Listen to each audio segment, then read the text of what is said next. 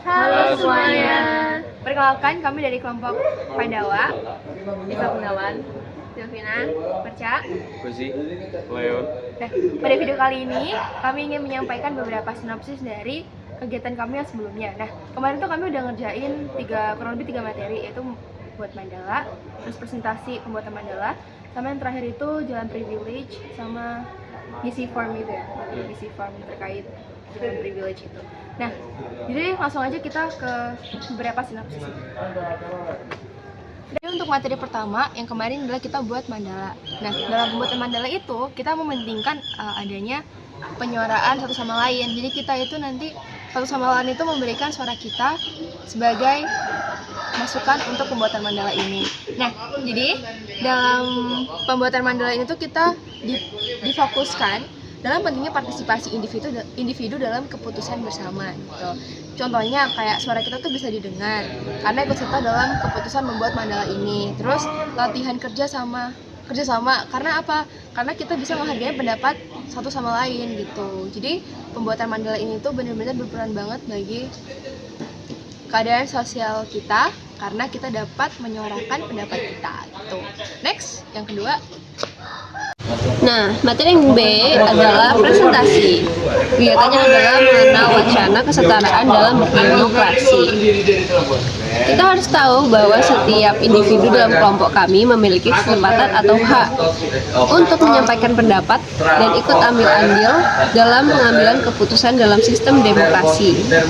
Contohnya seperti membuat tema, elemen-elemen yang akan dibuat, serta menentukan bahan atau alat suatu karya.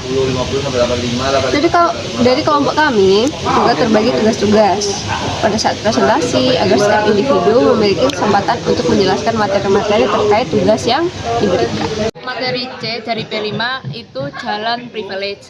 Proyek jalan privilege ini bertujuan untuk mengajak peserta didik memahami bahwa setiap individu memiliki latar belakang, peluang dan akses yang berbeda dalam kehidupan. Privilege atau keistimewaan yang dimiliki seseorang sejak lahir seperti status sosial, ekonomi, akses pendidikan atau dukungan keluarga dapat mempengaruhi kemudahan seseorang dalam mencapai tujuan hidup. Nah, kegiatan dalam proyek ini biasanya melibatkan diskusi, refleksi diri, wawancara serta pembuatan karya yang menggambarkan pemahaman mereka tentang ketimpangan akses dan pentingnya solidaritas sosial. Menurut saya, kesimpulan yang saya dapat setelah melewati 3 materi ini bersama teman-teman saya, yaitu setiap individu itu memiliki kesempatan untuk ikut serta dalam berbagai kegiatan apapun, dan mereka pun memiliki hak untuk menyampaikan pendapat-pendapat mereka terkait materi yang sudah kita lewati.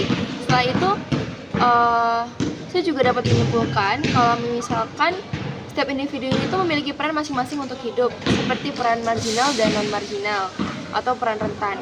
Nah, setelah kita dapat mengelompokkan peran-peran itu sendiri, kita bisa bersikap sesuai dengan yang sudah dijadikan aturan, sehingga kita bisa dapat menjalankan kehidupan dengan lebih baik.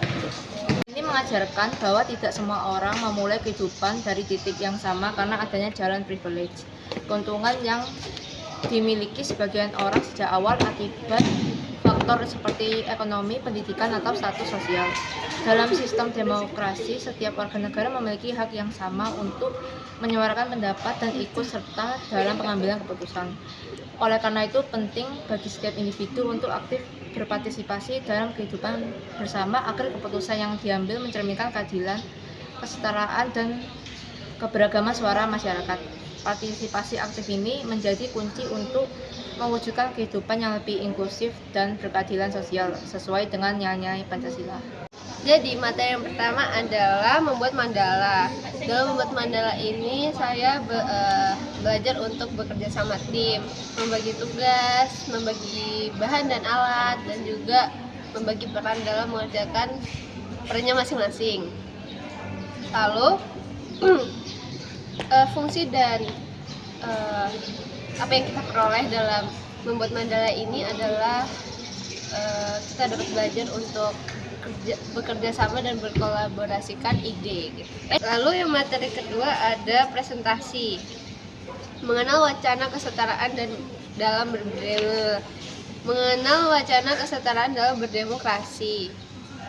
Nah, dalam materi yang kedua, saya dapat mempelajari struktur presentasi dan juga mengenal struktur presentasi dan juga peran-peran dalam setiap individu dalam kelompok kami dan potensi dalam setiap setiap individu dalam kelompok kami. Terus yang ketiga ada jalan privilege. Dalam materi ini ada 2 kegiatan, yaitu melakukan game dan juga mengerjakan jurnal refleksi. Yang pertama, jalan privilege ini mengajarkan saya betapa pentingnya peran kita dalam masyarakat, yaitu non marginal dan juga marginal. Dalam jurnal refleksi kita dapat mengetahui peran-peran orang lain di dalam lingkungan masyarakat.